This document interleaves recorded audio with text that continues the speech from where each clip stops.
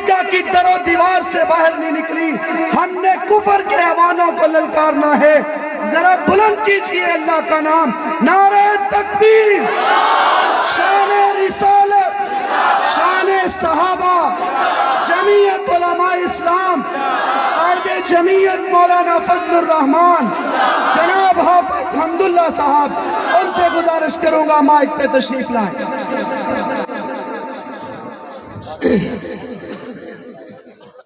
شاہین جمعیت کے انتہائی ولولہ انگیز خطاب کی صدارت کے لیے منتظمین جلسہ نے محترم جناب حافظ میاں فدا حسین صاحب بٹو ایم پی اے، محترم جناب میاں راشد محمود بٹو صاحب، محترم جناب میاں بلال ایوب پراچا صاحب، محترم جناب میاں عبید اللہ بٹو اور موتی صاحب، میاں ساجد محمود بٹو صاحب، چودھری محمد طارق صاحب، اور ہمارے علاقہ کی جمعیت کی پہچان محترم جناب میاں خالد محمود بٹو صاحب اور محترم جناب افضل ڈوڈی صاحب کا نامی تجویز کیا ہے۔ ان حضرات کی خدمت میں گزارش ہے کہ وہ کرسی صدارت پر تشریف لائیں۔ اب بلا تاخیر شاہین جمعیت حضرت مولانا حافظ حمداللہ صاحب بیان فرمائیں۔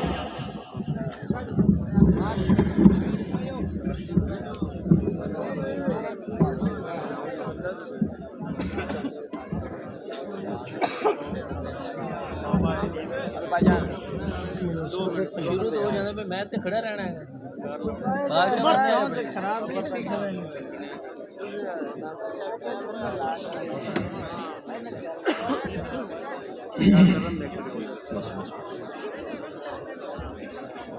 بسم اللہ الرحمن الرحیم، الحمد للہ نحمده ونستعینه ونستغفره ونؤمن به ونتوکل علیہ ونعوذ بالله من شرور أنفسنا ومن سيئات أعمالنا، من يهده الله فلا مضل له ومن يضلله فلا هادي له،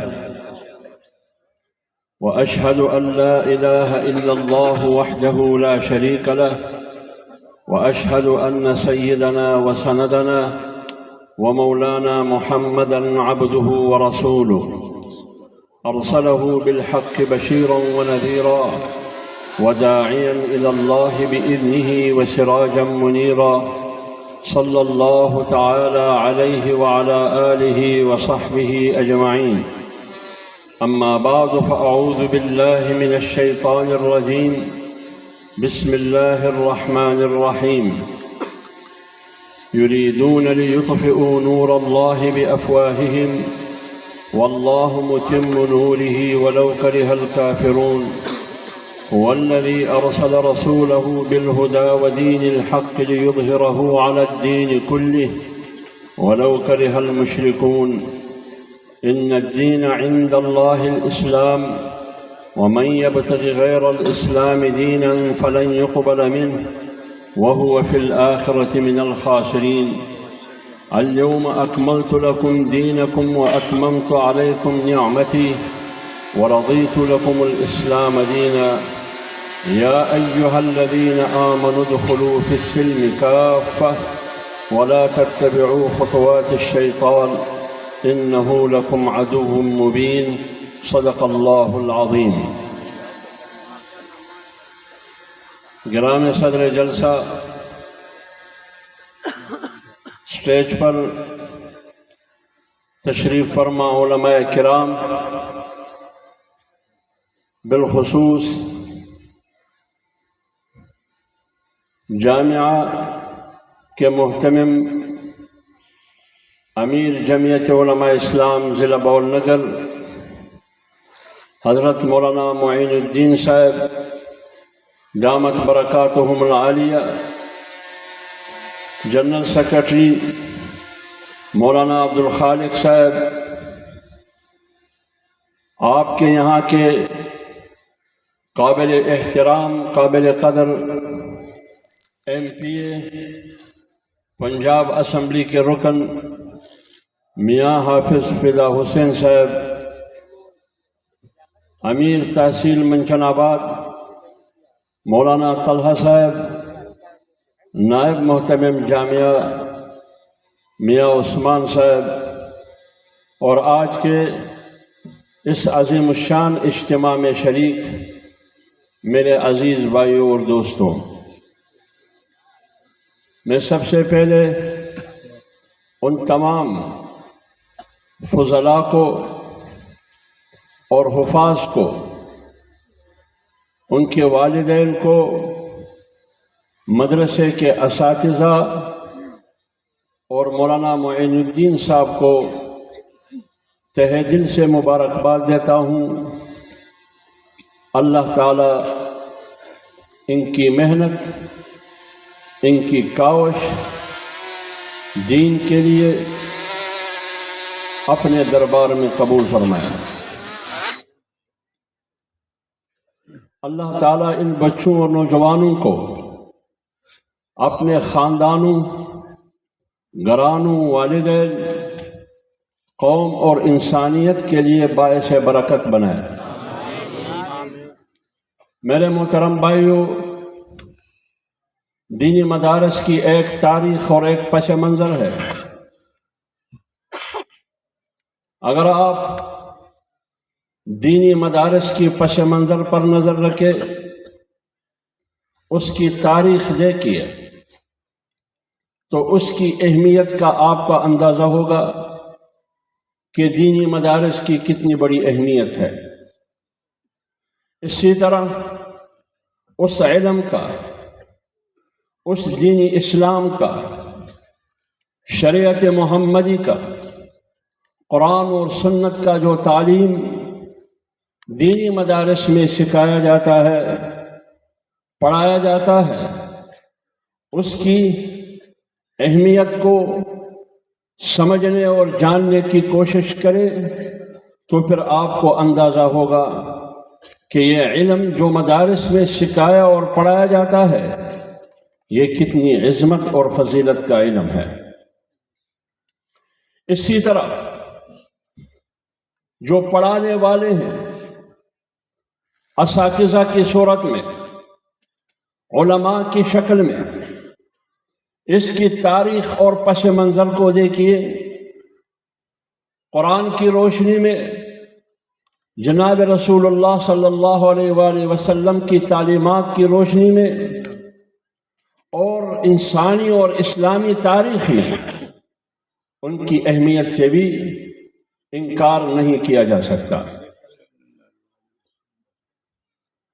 اور اس کے ساتھ ساتھ جو طلباء کرام ہزاروں کی تعداد میں، سینکڑوں کی تعداد میں دینی مدارس میں، خاص کر جامعہ صادقیہ میں پڑھتے ہیں، ان کی اہمیت کو بھی سمجھنے کی ضرورت ہے۔ صرف اتنا نہیں دیکھنا چاہیے کہ طالب علم کا تعلق ایک غریب گھرانے سے ہے، والدین غریب ہے، بیکن اسکول میں بچے کی تعلیم کو افورڈ نہیں کر سکتا، ان کی جیب، ان کی دولت نے جواب دے کر غربت سے مجبور ہو کے انہوں نے مدرسے کے حوالے کیا ہے۔ لہذا یہ معاشرے کے وہ پالتو طبقہ ہے۔ اگر یہ معاشرے کا جدید طبقہ ہوتا، معاشرے کا ایک معتبر اور معزز طبقہ ہوتا، اور اپنے بچے کا مستقبل اس کی مد نظر ہوتا، تو یا تو بیکن اسکول میں ہوتا، یا سٹی اسکول میں ہوتا، یا ہارڈورڈ یونیورسٹی میں ہوتا، یا لارنس کالج میں ہوتا، یا ایچیسن لاہور میں پڑھتا۔ یہ کیوں کہا جاتا ہے؟ یہ اس لیے کہا جاتا ہے کہ نہ علم کی اہمیت، نہ علم کے پڑھانے والوں کی اہمیت، نہ مدارس کی اہمیت، نہ ان اساتذہ کی اہمیت، اور نہ ان طلباء کی اہمیت کا ان کو کوئی علم ہے، اس لیے وہ ہوا میں باتیں اڑاتے ہیں۔ لیکن اگر آپ اس کی پس منظر پر نظر ڈالیں تو اس کے لیے جناب رسول اللہ صلی اللہ علیہ وآلہ وسلم اس غریب طبقے کے لیے پیغمبر علیہ الصلوۃ والسلام کی ایک حدیث ہی کافی ہے ان کی ثبوت کے لیے۔ جناب رسول اللہ صلی اللہ علیہ وسلم کی روایت ہے، بدأ الاسلام غریبا وسیعود غریبا، اسلام کو ابتدا میں اگر کندھا دیا ہے، سپورٹ کیا ہے، تو غربا نے سپورٹ کی ہے، غربا نے حمایت کی ہے۔ اور ایک زمانہ ایسا آئے گا، ایک زمانہ ایسا آئے گا کہ سارے لوگ اسلام سے بھاگ جائیں گے، کندھا دینے والا کوئی نہ ہوگا، پھر یہ غریب آگے بڑھیں گے، اسلام کی تحفظ اور دفاع کے لیے جنگ لڑیں گے۔ اس لیے پیغمبر نے کہا بدأ الاسلام غریبا وسیعود غریبا۔ آج بھی ابتدائی مرحلے میں اسلام کو اگر کندھا دیا ہے تو غریب نے دیا ہے، اور انتہا میں بھی اگر اسلام کو کندھا دیں گے تو غریب دیں گے۔ علماء کرام بیٹھے ہیں، قرآن میں سورۃ الاعراف اور سورۃ الانعام میں ایک لفظ بار بار آتا ہے، قال الملأ قال الملأ قال الملأ۔ مفسرین اس کی تشریح اور تعویل زمانے کے طاقتور اور بڑے لوگوں سے کرتے ہیں، طاقتور لوگوں اور بڑے لوگوں سے کرتے ہیں، سردار کی صورت میں، نواب کی صورت میں، چودھری کی صورت میں، خان کی صورت میں، ملک کی صورت میں، وڈیرے کی صورت میں، جاگیردار اور زمیندار کی صورت میں۔ تاریخ میں ہمیشہ انبیاء کی مخالفت ان لوگوں نے کی ہے۔ آج بھی اگر آپ دیکھیے علماء کی مخالفت کون کرے رہے؟ کون لوگ کر رہے ہیں علماء کی مخالفت؟ 100 میں 10 کو مستثنا کر دے، 100 میں 10 سرمایہ دار کو مستثنا کر دے، 20 کو مستثنا کر دے، اکثریت مدارس کو انتہا پسندی کی مراکز کہتے ہیں۔ اکثریت اس علم کو جو دینی مدارس میں پڑھایا جاتا ہے اور سکھایا جاتا ہے، اس کو انتہا پسندی کا علم کہا جاتا ہے۔ اکثریت بین الاقوامی اور عالمی جھنڈے کہتے ہیں، دین اسلام کو انتہا پسندی کا مذہب کہا جاتا ہے۔ اکثریت کا موقف اور بیانیہ یہ ہے، بالخصوص گزشتہ 2 دہائیوں سے، کہ یہاں دہشت گرد تیار ہو جاتے ہیں۔ یہی ہے یا نہیں ہے؟ لیکن میں طلباء کو کہتا ہوں، میں علماء کو کہتا ہوں، میں بھی ایک طالب علم ہوں، میں بھی اسی مرحلے سے گزر ہو کے یہاں آیا ہوں۔ آج بھی میری حیثیت ایک مدرسے کی طالب علم کا ہے، آج بھی میری حیثیت ایک مدرسے کی مولوی کا ہے، لیکن یہ وہ مولوی ہے کہ پارلیمنٹ میں بھی ان لوگوں کی زبان میں جواب دے سکتا ہے جو ہارڈورڈ کا طالب علم ہے، جو لارنس اور ایچیسن کا طالب علم ہے، جواب دے سکتا ہے۔ اس لیے تو آج اس جمعیت علماء اسلام کو جب 25 جولائی 2018 کا الیکشن ہوا، 25 جولائی 2018 کا الیکشن ہوا تو 2 بیان آئے۔ ایک بیان بین الاقوامی غنڈے کی طرف سے آیا، ٹرمپ نے بیان دیا، واشنگٹن سے بیان داغا، پینٹاگان سے، کہ میں پاکستان کے 22 کروڑ عوام کو مبارکباد دیتا ہوں کہ پاکستانی عوام نے انتخابات اور الیکشن میں انتہا پسندوں کو شکست دی۔ اور یہاں پاکستان کے پنڈی سے بھی ایک بیان آیا اور انہوں نے بھی قوم کو مبارکباد دی اور کہا کہ قوم کو مبارک ہو، قوم نے انتہا پسند اور شدت پسند نظریے کو شکست دی۔ کیا ان 2 بیانوں میں کوئی فرق ہے؟ کوئی فرق نہیں ہے۔ میں کسی پر تنقید نہیں کرتا، کسی کے خلاف لان تان سے کام نہیں لیتا۔ میں آپ کے معلومات کے لیے، آپ کے علم میں اضافے کے لیے، یا آپ کو یاد دلانے کے لیے صرف اتنا منظرنامہ پیش کرنے کا حق رکھتا ہوں کہ جب 25-18 کا الیکشن ہوا، گزشتہ 13 سے 18 تک سندھ حکومت جس پارٹی کے پاس تھی انہی کے ہاتھوں میں چلا گیا۔ خیبر پختونخوا کی حکومت جس پارٹی کے ہاتھوں میں تھی انہی پارٹیوں کے ہاتھوں میں چلا گیا۔ پنجاب میں اور اسلام آباد میں کس پارٹی کو حکومت دی گئی؟ PMLN کو حصہ ملا، اگرچہ ان کے ساتھ بھی داندلی ہوئی، لیکن کون رہ گیا؟ کون رہ گیا؟ FJP۔ تو اس کا معنی یہ ہے کہ واشنگٹن اور پنڈی کی آنکھوں میں اگر کٹکتا ہے تو وہ صرف اور صرف جمعیت علماء اسلام ہے۔ اس کی دلیل اور میں دیتا ہوں۔ جب خیبر پختونخوا میں آج سے 1 سال 1.5 سال پہلے بلدیاتی الیکشن ہوئے، بلدیاتی الیکشن کا ایک فیز باری اکثریت سے جمعیت علماء اسلام نے جیتی۔ اس زمانے کے وفاقی وزیر اطلاعات فواد چودھری نے کیا سٹیٹمنٹ دیا، کیا بیان جاری کیا؟ انہوں نے کہا کہ پاکستانی قوم بہت بدقسمت قوم ہے، بالخصوص خیبر پختونخوا کی عوام بہت بدقسمت ہے کہ انہوں نے جمعیت علماء اسلام جیسے انتہا پسند کے حق میں فیصلہ کیا۔ انتہا پسند جماعت جمعیت علماء اسلام جیسی جماعت کو ووٹ دے کر قوم کے مستقبل کو تاریکی میں ڈال دیا۔ اب اس بیان میں اور ان 2 بیانوں میں کوئی فرق ہے؟ اس کا معنی یہ ہے کہ عمران خان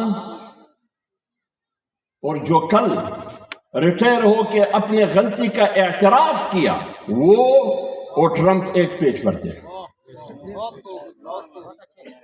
لیکن میدان لگی یا نہیں لگی؟ لگی میدان۔ مولانا فضل الرحمان صاحب کی قیادت میں پوری سیاسی جماعتوں کی ایک لشکر اس مینڈیٹ، چوری شدہ مینڈیٹ کے خلاف نکلی، ایک ہی نعرہ لگایا کہ اس ملک میں اگر بالادستی ہوگی تو صرف اور صرف آئین کی بالادستی ہوگی، اس ملک میں اگر حکومت ہوگی تو جمہور اور عوام کی حکومت ہوگی، اس ملک میں اگر فیصلے ہوں گے تو پارلیمنٹ میں فیصلے ہوں گے، اس ملک میں اختیار عوام کا ہوگا، اس ملک میں اختیار ان ووٹروں اور ووٹ کا ہوگا۔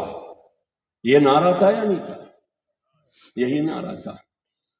ایک طرف ایک مولوی کی قیادت میں، مولانا فضل الرحمان صاحب کی قیادت میں، پگڑی اور داڑھی سمیت، جس کے بارے میں چودھری اعتزاز حسن کہتے ہیں کہ مولانا فضل الرحمان اگر ایوان صدر میں ہو تو لندن، واشنگٹن اور برلن کیا کہے گا؟ یعنی میری داڑھی قابل برداشت نہیں ہے، as a president of Pakistan میری پگڑی قابل برداشت نہیں ہے، لیکن ایک بات کان کھول کے سن لیں کہ یہ ملک اگر ایچیسن کی فاضل کا ہے تو یہ ملک مدرسے کی فاضل کا اس سے بڑھ کر ہے۔ پاکستان کا مطلب کیا؟ پاکستان کا مطلب کیا؟ دینی مدارس میں اسلام پڑھایا جاتا ہے، دینی مدارس میں اسلام کا درس دیا جاتا ہے، دینی مدارس میں قرآن اور سنت کی درس دی جاتی ہے، اور اسلام نام ہے اخوت کا، اسلام نام ہے محبت کا، اسلام نام ہے وحدت کا، اسلام نام ہے سکون کا، اسلام نام ہے خوشحالی کا، اسلام نام ہے اتفاق اور اتحاد کا۔ جب ریاست مدینہ کی قیام عمل میں نہیں تھا، موجود نہیں تھے؟ کیا قبائل آپس میں نہیں لڑ رہے تھے؟ یہودیوں کی سازش سے قبائل مدینہ کی قبائل آپس میں ایک دوسرے کے خلاف لڑ رہے تھے، گردن زنی کر رہے تھے، سینکڑوں لوگ ایک دوسرے کی طرف سے مارے گئے۔ کوئی ایسی شخصیت نہیں تھی کہ ان قبائل کو آپس میں بٹھا دے، کوئی جرگہ کر سکے، کوئی پرامن اور سکون کا ماحول دے۔ لیکن جب پیغمبر علیہ الصلوۃ والسلام مکہ میں تھے، 5 افراد کی شکل میں وہاں وفد گیا، 7 افراد کی شکل میں وفد گیا، 70 افراد کے شکل میں وفد گیا۔ پیغمبر کے آنے کے بعد جب مدینہ پہنچے، وہاں سارے لوگ شیر و شکر ہو کے مدینہ کی ریاست عمل میں آیا۔ یہ اسلام، مدارس میں یہ اسلام پڑھایا جاتا ہے۔ لیکن ایک بات بین الاقوامی عالمی قوتوں نے فیصلہ کیا ہے کہ ان کو نہ سیاسی اسلام پسند ہے، نہ ان کو غیر سیاسی اسلام پسند ہے۔ ان کو کون سا اسلام پسند ہے؟ ان کو جدید اسلام اور سیکولر اسلام پسند ہے۔ ان کو سیاسی اسلام پسند نہیں، ان کو غیر سیاسی اسلام بھی پسند نہیں۔ ان کو اگر پسند ہے تو سیکولر اسلام اور ماڈرن اسلام پسند ہے۔ اب بھی آپ حیران ہوں گے سیاسی اسلام کیوں پسند نہیں؟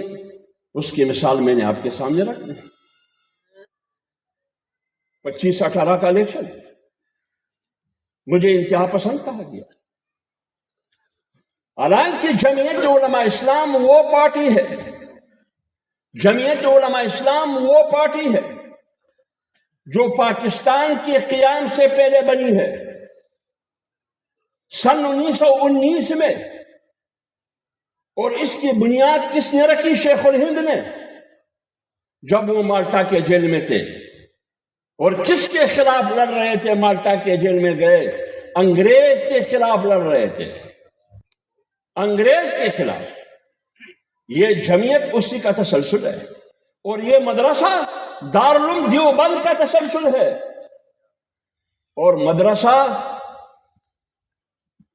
اور جمعیت، ان دونوں کا مرکز کیا ہے؟ دیوبند۔ پھر مجھے بتائیے، مدرسہ اور جمعیت کو ایک دوسرے سے الگ کر سکتے ہو؟ کیا یہ ہو سکتا ہے کہ یہ مولوی سیاسی ہے اور یہ غیر سیاسی ہے؟ یہ ہو سکتا ہے؟ جو مولوی اپنے آپ کو دیوبندی کہتے ہیں وہ لامحالہ سیاسی ہوگا، وہ مدرسہ بھی سیاسی ہوگا۔ اگر ایک طرف وہ اپنے آپ کو سیاسی کہتے ہیں، اپنے آپ کو دیوبندی کہتے ہیں اور سیاست سے انکار کرتے ہیں، پھر شیخ الہند کا نام نہ لے،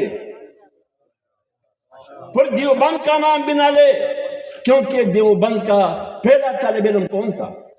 شیخ الہند محمود الحسن تھے، اور وہی سیاسی بھی تھے۔ انہوں نے مزاحمت کی سیاست بھی کی انگریز کے خلاف، مسلح سیاست کی انہوں نے انگریز کے خلاف۔ لیکن جب وہ مالٹا کے جیل سے آئے، انہوں نے فیصلہ کیا کہ آج کے بعد عدم تشدد کی سیاست ہوگی، آج کے بعد عدم تشدد کی سیاست ہوگی، کوئی ڈنڈا ماری نہیں ہوگی، کوئی ہلڑ بازی نہیں ہوگی، کوئی بندوق اور غلیل نہیں چلے گی، آج کے بعد زندہ باد اور مرد آباد کی سیاست ہوگی۔ تو جب پڑھا ہوا مدرسے سے اور مدرسہ دیوبند کا ہو، اور جمعیت علماء کی بنیاد بھی اسی مولوی نے رکھا جو دارالعلوم دیوبند کا فاضل ہے، تو پھر آپ بتائیے مدرسہ اور سیاست کو ایک دوسرے سے الگ کر سکتے ہیں؟ مدرسہ اور جمعیت کو ایک دوسرے سے الگ کر سکتے ہو؟ نہیں کر سکتے۔ میں ایک فرق بتاتا ہوں، ایک ہے دین، ایک ہے مذہب۔ ان دو میں بنیادی فرق سمجھے، ایک ہے دین اور ایک ہے مذہب۔ اسلام اگر ایک طرف مذہب ہے تو وہ دین بھی ہے۔ مذہب نام ہے چند عبادات کا، چند اقدار اور روایات کا۔ نماز ہوا، روزہ، حج اور زکوٰۃ، نکاح اور عقیقہ اور ولیمہ، جنازے کی نماز، یہ مذہب کی وہ بنیادی پہچان ہے، لیکن یہ دین نہیں ہے، یہ دین نہیں ہے، یہ دین کا ایک حصہ ہے۔ لیکن اسلام مذہب کے ساتھ دین بھی ہے۔ کیا مطلب؟ دین کا مطلب یہ کہ اسلام نظام ہے، اسلام نظام ہے، مکمل اور کامل نظام ہے۔ اسلام نظام عدالت ہے، اسلام نظام معیشت ہے، اسلام میں نظام حکومت ہے، اسلام میں نظام انصاف ہے، اسلام میں نظام سیاست ہے، اسلام میں نظام حریت ہے، اور اسلام نے ہمیں آزادی کا درس دیا ہے۔ یہ اسلام پسند نہیں ہے، یہ اسلام پسند نہیں ہے، لیکن اب انہوں نے روایتی اسلام کو بھی اسی کے ساتھ نفی کر دیا۔ اب انہوں نے روایتی اسلام کو بھی اسی سیاسی اسلام کے ساتھ نفی کر دیا۔ وہ فیصلہ کر چکے ہیں، انہوں نے مسلمانوں کو 4 حصوں میں تقسیم کیا، 4 حصوں میں مسلمانوں کو تقسیم کیا۔ ایک سیاسی مسلمان، ایک غیر سیاسی مسلمان، ایک ماڈرن مسلمان، اور ایک سیکولر مسلمان۔ کتنے مسلمان ہو گئے؟ 4 مسلمان ہو گئے۔ کہتے ہیں کہ سیاسی مسلمان دشمن نمبر 1 ہے، اور غیر سیاسی مسلمان دشمن نمبر 2 ہے۔ پہلے یہ دشمنوں کی فہرست میں نہیں تھا، غیر سیاسی مسلمان دشمن نمبر 2 ہے۔ یہ کیوں؟ غیر سیاسی مسلمان میں غیر سیاسی مولوی بھی شامل ہے، اور سیاسی مسلمان میں سیاسی مولوی بھی شامل ہے۔ اس کا مطلب یہ ہوا کہ سیاسی مسلمان ہو یا غیر سیاسی مسلمان، سیاسی مولوی ہو یا غیر سیاسی مولوی، دشمن نمبر 1 اور نمبر 2 میں ہے۔ چلو یہ سیاسی مسلمان اور سیاسی مولوی تو سمجھ میں آتا ہے، کیوں؟ وہ آپ کی سرمایدارانہ نظام کو چیلنج کر رہا ہے، آپ کے نیو ورلڈ آرڈر کو چیلنج کر رہا ہے، آپ کے نیا عالمی نظام کو چیلنج کر رہا ہے۔ کیوں؟ اس سیاسی مسلمان کے پاس دینی اسلام کی صورت میں ایک نظام موجود ہے، یہ تو آپ کو پسند نہیں ہے۔ اور غیر سیاسی مولوی اور غیر سیاسی مسلمان کا جرم کیا ہے؟ وہ کہتے ہیں اپنے رپورٹ میں کہ ایک دن ایسا آئے گا کہ یہ غیر سیاسی مولوی اور غیر سیاسی مسلمان بھی سیاسی مولوی اور سیاسی مسلمان کے ساتھ کندھا ملا کے ہمارے خلاف ایک ہو جائیں گے۔ اس لیے مستقبل میں یہ غیر سیاسی مولوی اور غیر سیاسی مسلمان مستقبل میں سیاسی مولوی اور سیاسی مسلمان کے ساتھ ایک ہو کر مجھے چیلنج کرے گا، لہذا یہ دونوں دشمن ہیں، دونوں کو مار دو۔ یہ ہے فیصلہ۔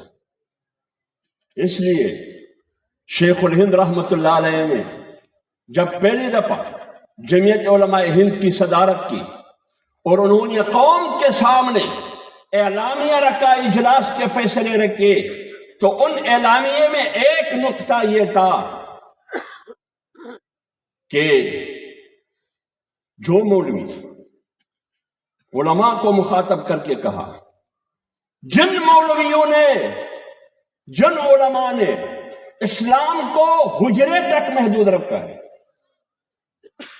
اسلام کو منبر اور محراب تک محدود رکھا ہے کہ بس اسلام یہ ہے جو میں پڑھ رہا ہوں اور جمعے کو واعظ اور نصیحت کر رہا ہوں، یہ ہے اسلام، بس میں نے خدمت کی۔ جو علماء کرام اسلام کو درس تک محدود رکھتا ہے، حجرے تک محدود رکھتا ہے، منبر اور محراب تک محدود رکھتا ہے، یہ مولوی اور یہ علماء اسلام کے ماتھے پر سیا دبا ہے۔ سب سے بڑی رکاوٹ یہ ہے اس اسلام کے راستے میں۔ تو اگر ہم شیخ الہند کے پیروکار ہیں تو پھر آپ بتائیے ہمیں خاموش رہنا چاہیے یا ہمیں نکلنا چاہیے، بولنا چاہیے؟ ہمیں نکلنا چاہیے، بولنا چاہیے۔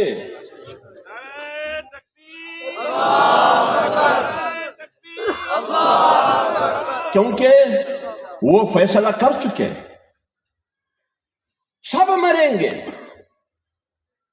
ایک دن سب نے مرنا ہے، بھائی کہ پھر غیرت کے ساتھ مرو۔ اگر مرنا ہے تو غیرت کے ساتھ مرو، بے غیرتی کے ساتھ کیوں مرتے ہو؟ اگر جینا ہے تو غیرت کے ساتھ زندگی گزارو۔ اگر حجرے میں ہو تو بھی آپ نے مرنا ہے، اگر خانقاہ میں ہو تو بھی آپ نے مرنا ہے، اگر راونڈ میں ہو تو بھی آپ نے مرنا ہے، اگر پارلیمنٹ میں ہو تو بھی آپ نے مرنا ہے، اگر چوک اور چوراہے پہ ہو تو آپ نے مرنا ہے، تو غیرت کے ساتھ لڑ کے مرو۔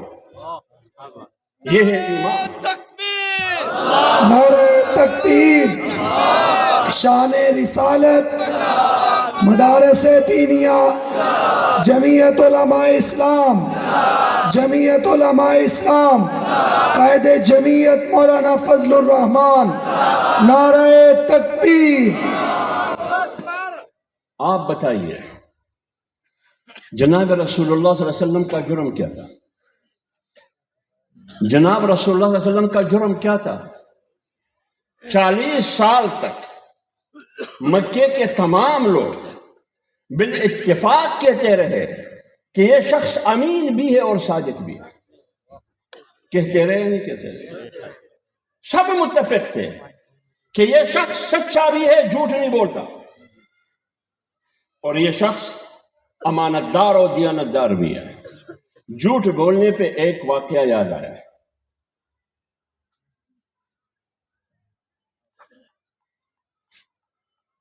کہتے ہیں کہ ولید بن مغیرہ بدنام زمانہ گستاخ رسول تھا۔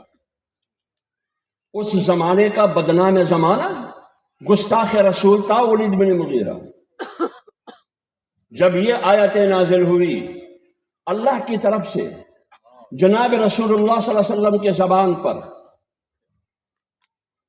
وَلَا تُطِعْ كُلَّ حَلَّافٍ مَّهِينٍ ہمازٍ مشاء بنمیم مناع للخیر معتد اثیم عتل بعد ذلك زنیم۔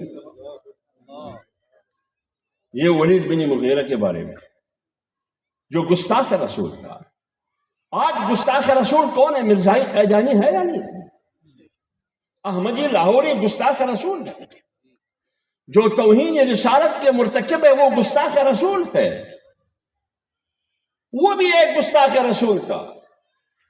پیغمبر علیہ الصلوۃ والسلام کی زندگی میں جب یہ علامات اللہ کی طرف سے پیغمبر کی زبان سے بتائے گئے، جس میں ایک نشانی یہ بتایا گیا کہ ولید حلالی نہیں ہے، ولید حلالی نہیں ہے۔ جب حلالی نہ ہو اس کو کیا کہا جاتا ہے؟ کیا کہا جاتا ہے؟ کیا کہا جاتا ہے؟ 10 نشانیاں بتائی۔ کتنی؟ وہ پھر اپنے علماء سے پوچھے، میں نے آیات پڑھ لیا۔ حلاف مہین ہماز مشاء بنمیم مناع للخیر معتد اثیم عتل بعد ذلك زنیم۔ آخری نشانی کیا ہے؟ زنی۔ تو ولید بن مغیرہ آیا اپنے امی کے پاس، اپنے ماں کے پاس آیا، تلوار کو ننگی کر کے نکال دیا اور ماں پر اٹھایا کہ مسلمانوں کے نبی نے میرے بارے میں 10 نشانیاں بتائے ہیں، 10 علامات بتائے ہیں، 10 میں سے 9 میں تسلیم کرتا ہوں مجھ میں ہیں وہ خرابیاں، 10 میں سے 9 خرابیاں، کمزوریاں، بےہودگیاں مجھ میں ہیں، وہ میں تسلیم کرتا ہوں اور اعتراف کرتا ہوں، اور مجھے یہ یقین ہے کہ مسلمانوں کا نبی جھوٹ نہیں بولتا۔ بدنام زمانہ گستاخ رسول ہے، وہ بھی اعتراف کر رہا ہے کہ مسلمانوں کا نبی جھوٹ نہیں بول رہا، غلط بیانی نہیں کر رہا۔ 10 نشانیاں مجھ میں بتائے ہیں، 9 مجھ میں ہے، میں اعتراف کر رہا ہوں، لیکن ایک کا فیصلہ ماں تم نے کرنا، وہ مجھے نہیں معلوم۔ بتاؤ میں اپنے باپ کا بیٹا ہوں یا نہیں؟ مسلمانوں کے نبی نے کہا ہے کہ تم حلالی نہیں ہو، بتاؤ میں اپنے باپ کا بیٹا ہوں یا نہیں ہوں؟ تلوار ہلا کے تو ماں نے مجبور ہو کے کہا کہ چونکہ آپ کا والد اور اس کا نطفہ اس کا قابل نہیں تھا کہ اس سے بچہ پیدا ہو سکے، تو میں نے ایک چرواہے سے زنا کروا کے جس کے نتیجے میں تم پیدا ہوئے، لہذا مسلمانوں کے نبی اور خدا نے سچ کہا ہے تم حرامی ہو، حلالی نہیں ہو۔ جب ولید بن مغیرہ گستاخ بدنام زمانہ گستاخ رسول ہے، انہوں نے اعتراف کیا کہ مسلمانوں کا نبی جھوٹا نہیں ہو سکتا، تو 40 سال تک تو پورا مکہ اور مکے کے لوگ اس پر متفق تھے کہ جناب رسول اللہ صلی اللہ علیہ وآلہ وسلم سچا بھی ہے اور امانت دار بھی ہے۔ پھر کیا ہوا کہ پیغمبر کے خلاف سارے اکٹھے ہو گئے؟ وہی لوگ کیوں اکٹھے ہوئے پیغمبر کے خلاف؟ اس لیے جب پیغمبر نے تبدیلی کا نعرہ لگایا، کس چیز کا نعرہ لگایا؟ تبدیلی کا۔ پیغمبر نے انقلاب کا نعرہ لگایا، عمران خان کا تبدیلی نہیں، یہ تبدیلی نہیں، یہ تو جھوٹ ہے، پیغمبر تو جھوٹ سے پاک ہے۔ انقلاب کا نعرہ لگایا انہوں نے، اور انقلاب کی آغاز کہاں سے کی؟ قولوا لا الہ الا اللہ محمد الرسول اللہ لعلکم تفلحون۔ آج کے بعد ایک خدا کی عبادت کرنی ہے، اور میں اللہ کا رسول ہوں، بھیجا ہوا پیغمبر ہوں۔ یہاں سے لڑائی شروع ہوئی، لوگ اکٹھے ہو گئے۔ اس زمانے کے مکے کے جتنے بھی اقوام کے بڑے تھے، ایک زمانہ ایسا آیا کہ وہ سارے اکٹھے بیٹھ کے کہ محمد کا راستہ روکنا ہے۔ بھائی جرم کیا ہے اس کا؟ جرم یہ تھا کہ لوگوں کو کہا کرتے تھے کہ اللہ کی بندگی کرو، اللہ کی بندگی کرو، اللہ کی غلامی کرو، اللہ سے ڈرو اور کسی سے نہیں ڈرنا، یہ بات کی۔ لیکن سارے اقوام مخالف ہو گئے، لیکن پیغمبر علیہ السلام نے یو ٹرن نہیں لیا، پیغمبر علیہ السلام نے یو ٹرن نہیں لیا۔ کسی پیغمبر کی زندگی میں تم مجھے یو ٹرن نہیں بتا سکتے۔ اس لیے تو اللہ نے کہا یا حسرۃ علی العباد ما یأتیہم من رسول الا کانوا بہ یستہزئون۔ اپنے بندوں کو مخاطب کر کے کہا آپ کی زندگی پر، آپ کی روش پر، آپ کے طرز عمل پر مجھے افسوس ہے، تعجب ہے، یہ کیسی زندگی ہے؟ یہ کس قسم کی زندگی ہے آپ لوگوں کی؟ کیا جرم کیا ہم نے؟ ما یأتیہم من رسول الا کانوا بہ یستہزئون۔ جب بھی میں نے پیغمبر آپ لوگوں میں بھیجا، پیدا کیا، آپ لوگوں نے اس کا مذاق اڑایا۔ جب بھی میں نے پیغمبر بھیجا ہے تم لوگوں نے اس کا مذاق اڑایا، اس کی تذلیل کی ہے کہ تو جناب رسول اللہ صلی اللہ علیہ وسلم کی توہین نہیں ہوئی، اس کی بے توقیری نہیں ہوئی، اس پر گندگی کے ذریعے پتھراؤ نہیں ہوا، طائف کی گلیوں میں پتھر سے پتھراؤ نہیں ہوا۔ کیوں ہوا؟ یہ ہے پس منظر۔ مدینہ منورہ میں جناب رسول اللہ صلی اللہ علیہ وسلم، مدینہ مسجد نبوی، مسجد نبوی عدالت ہے، مسجد نبوی عدالت ہے۔ جج کون ہے؟ چیف جسٹس جناب رسول اللہ صلی اللہ علیہ وسلم۔ فیصلے کون دے رہا ہے؟ رسول اللہ صلی اللہ علیہ وسلم۔ عدالت کیا ہے؟ مسجد نبوی۔ اور مسجد نبوی سے لشکر بھی تیار ہوتے ہیں دشمن کے خلاف لڑنے کے لیے، تو لہٰذا وہ اس زمانے کا جی ایچ کیو بھی ہے، جنرل ہیڈ کوارٹر ہے، فوج وہاں سے تیار ہوتے ہیں۔ ایک ہی مسجد ہے، عدالت بھی وہاں لگا ہوا ہے، اور جنرل ہیڈ کوارٹر فوجی قلعہ بھی ہے، اور ایوان صدر بھی ہے۔ پوری ریاست وہاں سے چلایا جاتا تھا۔ آج کہتے ہیں کہ مولوی مسجد میں سیاست کر رہا ہے، مولوی مسجد میں کہتے ہیں کہ مدرسے کے طلباء کو جلوسوں میں لاتے ہیں، مدرسے کے طلباء کو جلوسوں میں لاتے ہیں۔ وہ آپ جو میٹرک اور مڈل اور انٹر اور ڈگری اور یونیورسٹی کے طلباء اور طالبات کو اسکول میں زبردستی لاتے ہیں، وہ کیوں؟ اگر ان کو جلسوں میں شرکت کرنا جائز ہے تو مدرسے کے طالب علم کے لیے کیوں نہیں؟ کیا وہ ایک چھٹا مخلوق ہے؟ یہ کون سا مخلوق ہے؟ آئین نے حق دیا ہے ان کو ووٹ کا، شناختی کارڈ کا، شہریت کا۔ جب ووٹ کا حق ہے، کس کو دینا ہے کس کو نہیں دینا ہے، اندراج کا حق ہے، کس کو ووٹ دینا ہے، اسمبلی میں بھجوانا ہے، یہ ان کا اختیار ہے، تو پھر جلسے میں زندہ آباد اور مرد آباد کے لیے کیوں نہیں جا سکتے؟ لہذا ان باتوں میں نہیں آنا۔ ایک طرف تم کہتے ہو کہ انتہا پسندی سکھایا جاتا ہے مدارس میں، لیکن ہم مدارس میں ان کو آئین سکھاتے ہیں، سن 1973 کا آئین سکھاتے ہیں۔ ان کو کہا جاتا ہے کہ مدارس قومی دھارے میں شامل نہیں ہے، مدارس قومی دھارے میں شامل نہیں ہے۔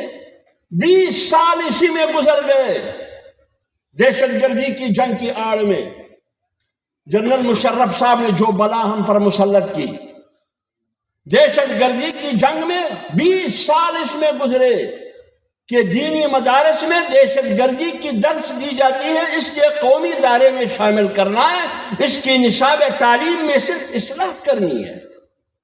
بخدا میں نے ایک وفاقی وزیر سے پوچھا کہ آپ بتاؤ، ایک ٹیلی ویژن ٹاک شو پر میں نے کہا ٹھیک ہے آپ کی نیت پر مجھے کوئی شک نہیں ہے، آپ مدارس کی دشمن نہیں ہیں، آپ مدارس کی اصلاح چاہتے ہیں، آپ مدارس کو قومی دائرے میں شامل کرنا چاہتے ہیں، پھر بتاؤ بھائی قومی دائرہ ہے کیا؟ یہ حق ہم رکھتے ہیں یا نہیں رکھتے؟ کون پوچھ رہی ہے کہ قومی دائرہ کیا ہے، جس کے نتیجے میں مدارس قومی دائرے میں نہیں ہے اور حکومت وقت کی کوشش ہے کہ مدارس کو قومی دائرے میں لا سکے، ان کی نصاب تعلیم میں اصلاح کر سکے۔ معلوم نہیں تھا ان کو، قومی دائرہ معلوم نہیں تھا کہ قومی دائرہ کیا ہے۔ میں نے کہا چلو میں مدرسے کا مولوی، مدرسے کا طالب علم ہوں، میں بھی چھوٹا دہشت گرد ہوں، میں بھی چھوٹا آپ کے مطابق، میں بھی چھوٹا انتہا پسند ہوں آپ کے مطابق، لیکن میں ایسا انتہا پسند ہوں کہ آئین کو مانتا ہوں، میں ایک ایسا انتہا پسند ہوں جو جمہوریت پہ یقین رکھتا ہوں، میں ایک ایسا انتہا پسند ہوں جو آئین کی عملداری اور بالادستی چاہتا ہوں، میں ایک ایسا انتہا پسند ہوں جو قرآن اور سنت کے خلاف قانون سازی نہیں ہونی چاہیے جو آئین کہہ رہا ہے، میں ایک ایسا انتہا پسند ہوں جو آئین کے مطابق اس ملک میں اسلامی تہذیب چاہتے ہیں۔ تو بتائیے قومی دائرہ کیا ہے؟ یہ آپ کو معلوم نہیں ہے، میں بتاتا ہوں۔ میں نے ان کو بتایا کہ قومی دائرہ پاکستان کا آئین ہے، سن 1973 کا آئین، یہ میثاق ملی ہے، قومی میثاق ہے، یہ چاروں صوبے، چاروں اکائیاں اسلام آباد کے ساتھ اگر ہے تو اس آئین کی وجہ سے ہے، یہ ہے قومی دائرہ۔ اب بتاؤ مدارس کہاں آئین میں نہیں ہے؟ آئین کے پریمبل میں، یہ صاحب بیٹھے، آئین کے پریمبل میں، اس کے مقدمے میں، اس کی تمہید میں یہ ہے کہ ریاست کا مذہب کیا ہوگا؟ اسلام ہوگا۔ مدارس میں اسلام پڑھایا جاتا ہے، آئین میں یہ ہے کہ قرآن اور سنت کے خلاف قانون سازی نہیں ہوگی، مدارس میں قرآن اور سنت پڑھایا جاتا ہے۔ آئین میں یہ ہے کہ مغربی تہذیب نہیں ہوگی، اسلامی تہذیب ہوگی، مدارس میں اسلامی تہذیب سکھایا جاتا ہے۔ آئین میں یہ ہے کہ پاکستان کے ہر بچے کو دینی اسلامی قرآنی تعلیم سکھانا ضروری ہے. یہ ریاست کی ذمہ داری ہے. وہ ذمہ داری ریاست نہیں پوری کر رہی، وہ ذمہ داری مدارس پوری کر رہی. یہ آئین میں آئین کہہ رہا ہے اسلامی نظریاتی کونسل کی سفارشات کی روشنی میں قانون سازی ہو. کر رہے ہیں.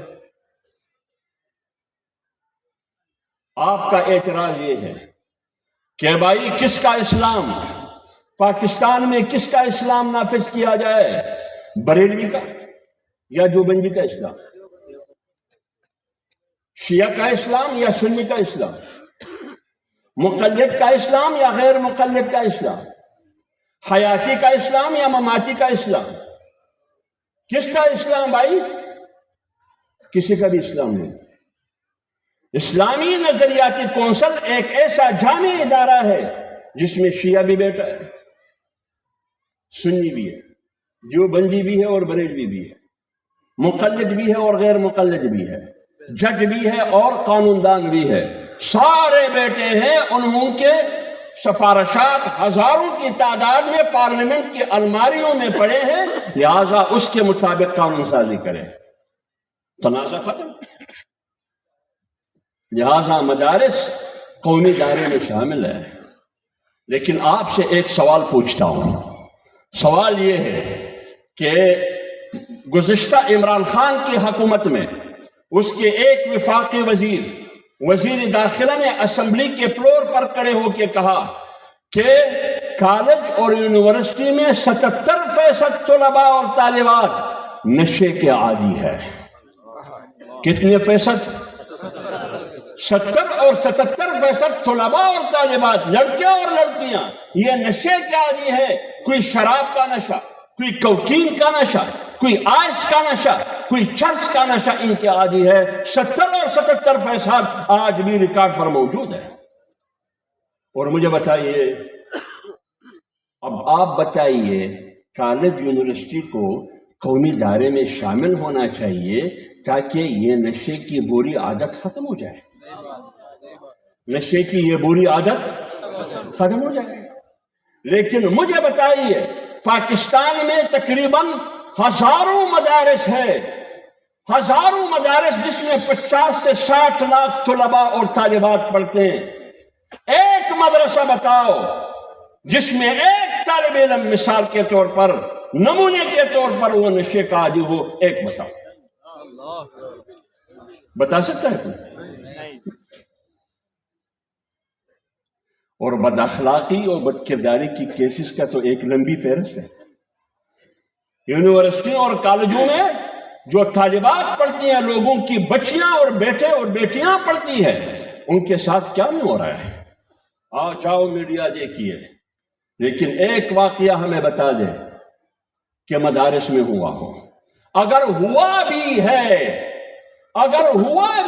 ایک فرد نے کہیں بھی کیا ہے، وہ مولوی نہیں ہے، وہ مولوی کی شکل میں آپ جیسے لوگ ہیں. وہ چوری والا قصہ ہے نا، ہمارے بزرگوں نے کہا کہ یہ چور نہیں ہے، مولوی کی شکل میں چور آیا ہے. لہذا مدارس میں تعلیم کے ساتھ تربیت بھی دی جاتی ہے. عام مسلمانوں سے ہماری یہ درخواست ہے کہ آپ لوگ مدارس کو مضبوط کریں، اپنے بچوں کے ذریعے، اپنے دولت اور سرمایے کے ذریعے. کیوں؟ سب سے پہلا مدرسہ مسجد نبوی اور اس کا محتمم جناب رسول اللہ صلی اللہ علیہ وسلم تھے. اور طلباء کون تھے؟ صحابہ کرام. اور یہ مدرسہ مولانا معین الدین جس مدرسے کی بنیاد یہاں رکھی ہے، یہ تسلسل ہے اس مدرسے کا جس کا نام مسجد نبوی ہے. کیوں؟ وہاں جناب رسول اللہ صلی اللہ علیہ وسلم پڑھاتے تھے. یہاں وارث نبی پڑھاتا ہے. کون پڑھاتا ہے؟ العلماء ورثۃ الانبیاء. علماء انبیاء کے جانشین ہیں. وارث نبی پڑھاتا ہے جو علماء ہے. وہاں جناب رسول اللہ صلی اللہ علیہ وسلم صحابہ کرام کو آسمانی کتاب قرآن پڑھاتے تھے. یہاں بھی قرآن پڑھایا جاتا ہے. اب آپ بتائیے، استاد بھی وہ اور سبجیکٹ بھی وہی. جناب رسول اللہ صلی اللہ علیہ وسلم کی تعلیمات پڑھایا جاتا ہے. وہاں تو پیغمبر زندہ تھا. صحابہ دیکھتے تھے وہ جو کچھ بولتے تھے, جو کچھ کرتے تھے, صحابہ وہ بولتے تھے اور وہ کرتے تھے. لیکن ہمیں جو ملا ہے صحائف ستہ کی شکل میں, ہم وہ پڑھتے ہیں, ہمیں سکھایا جاتا ہے, پڑھایا جاتا ہے, پھر اس پر عمل کرتے ہیں, جس میں جناب رسول اللہ صلی اللہ علیہ وسلم کی صورت بھی ہے اور سیرت بھی ہے. اب آپ بتائیے, سبجیکٹ بھی وہی ہے, عالم بھی اسی علم کا عالم ہے جو قرآن اور حدیث ہے. مدرسہ بھی وہ ادارہ ہے جو تسلسل ہے مسجد نبوی کا. اس زمانے میں بھی استاد جو جناب رسول اللہ صلی اللہ علیہ وسلم تھے, اس وقت کے دین دشمنوں کے نشانے پر تھا جناب رسول اللہ صلی اللہ علیہ وسلم. مسجد نبوی نشانے پر تھا, قرآن نشانے پر تھا, صحابہ کرام نشانے پر تھے نہیں تھے. آج بھی عالمی قوتوں کے نشانے پر مدرسہ ہے, دینی اسلام ہے, مولوی ہے, مدرسے کا طالب علم ہے, اور وہ مسلمان جو مدرسے کو چاندہ صدقہ اور خیرات اور زکوٰۃ دے رہا ہے. لیکن ہم نے ڈرنا نہیں ہے, ہم نے یہ فیصلہ کرنا ہے کہ یہ ملک ہمارا ہے, یہ ملک 22 کروڑ عوام کا ہے, دینی مدارس ہمارے ہیں, ہم اسلام کے ہیں اور اسلام ہمارا ہے. لہذا ہم نے آج یہ فیصلہ کرنا ہوگا کہ ہم دین کو, اسلام کو اپنے بچوں اور اپنے دولت کے ذریعے مضبوط کریں گے. انشاءاللہ کریں گے, ہم کریں گے. لوگوں کے باتوں میں نہیں آنا. ہمیشہ ہم نے طاقتور کا مقابلہ کیا ہے, ہمیشہ ہم نے طاقتور کا مقابلہ کیا ہے. موسیٰ علیہ السلام نے فرعون کا مقابلہ کیا. موسیٰ علیہ السلام کے پاس کچھ بھی نہیں تھا. ابراہیم علیہ السلام نے نمرود کا مقابلہ کیا. نمرود کے مقابلے میں ابراہیم علیہ السلام کے پاس کچھ بھی نہیں تھا. جناب رسول اللہ صلی اللہ علیہ وسلم نے مکے کے مشرکین کا, ابو لہب اور ابو جہل جیسے لوگوں کا مقابلہ کیا. عبداللہ بن ابی بن سلول جیسے منافق رئیس المنافقین کا مقابلہ کیا. قیصر اور کسریٰ کا مقابلہ کیا. آپ بتائیے جیتا کون, ہارا کون؟ فرعون کے مقابلے میں موسیٰ علیہ السلام جیتا یا نہیں؟ نمرود کے مقابلے میں ابراہیم علیہ السلام جیتا. اور مکے کے مشرکین اور قیصر کسریٰ کے مقابلے میں ریاست مدینہ جیتا یا نہیں جیتا؟ ادھر قریب آ جائے بھائی, ادھر قریب آ جائے. مولویوں کی تاریخ پڑھے. امام ابو حنیفہ رحمۃ اللہ علیہ, ہم کہتے ہیں کہ ہم امام ابو حنیفہ رحمۃ اللہ علیہ کے مذہب سے تعلق رکھتے ہیں. امام ابو حنیفہ رحمۃ اللہ علیہ کا جنازہ جیل سے اٹھا.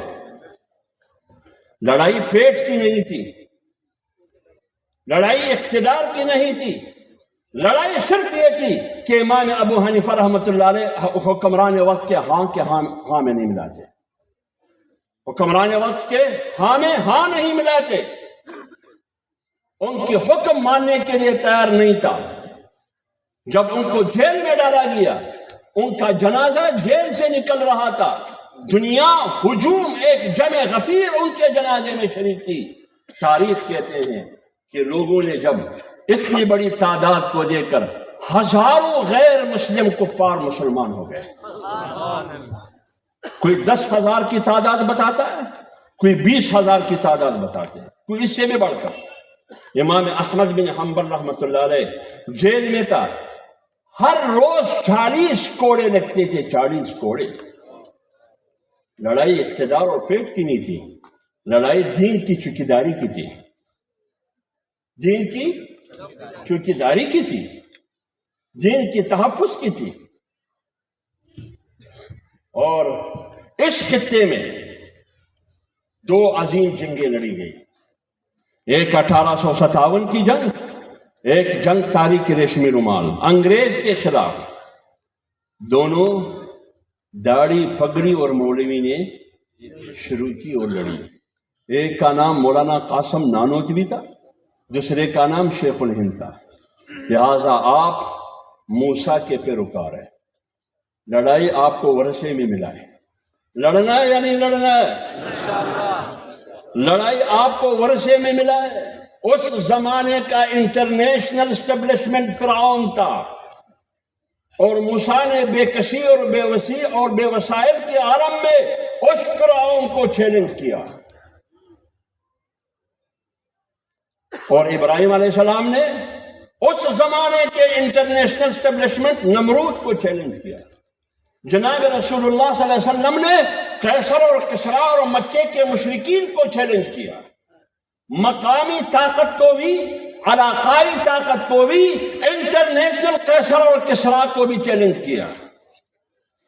اب آپ بتائیے، اگر آپ کو دعوت ورثے میں ملا ہے تو آپ کو جنگ بھی ورثے میں ملا ہے، لیکن دعوت دینا ہے بھی حالات کو دے کر دعوت کی ذمہ داری ادا کرنی ہے، حالات کو دے کر جنگ کی ذمہ داری بھی ادا کرنی ہے، لیکن فیصلہ خود نہیں کرنا ہے، فیصلہ خود نہیں کرنا ہے، فیصلہ مولانا معین الدین صاحب کے حکم کا انتظار کرنا ہوگا، جمعیت علماء اسلام کی قیادت کے فیصلے کا انتظار کرنا ہوگا۔ اور شیخ الہند اور مولانا قاسم نانوتوی نے انگریز کے خلاف جنگ لڑی، لیکن پھر شیخ الہند نے عدم تشدد کی سیاست کی بنیاد بھی رکھی۔ آج ہم اس عدم تشدد کے فلسفے کو بنیاد بنا کر ہم سیاسی جدوجہد کر رہے ہیں، پارلیمانی جدوجہد کر رہے ہیں، جمہوری جدوجہد کر رہے ہیں۔ یہی وجہ ہے کہ مولانا فضل الرحمان صاحب نے 9 جماعتوں کی 10 جماعتوں کی قیادت کرتے ہوئے، وہ مولانا فضل الرحمان جو 2 طاقتوں نے کہا کہ پاکستان نے انتہا پسندوں کو شکست دے دی، اسی مولانا کی قیادت نے دائیں بازو کے سیاسی، بائیں بازو کے سیاسی، قوم پرست، بریلوی، اہل حدیث، یہ سارے اکٹھے ہو کے مولانا کی قیادت میں 4 سالہ طویل جدوجہد کے بعد جو بندوق اور طاقت کے بل پر ملک پر مسلط تھا اس کو ہٹا دیا۔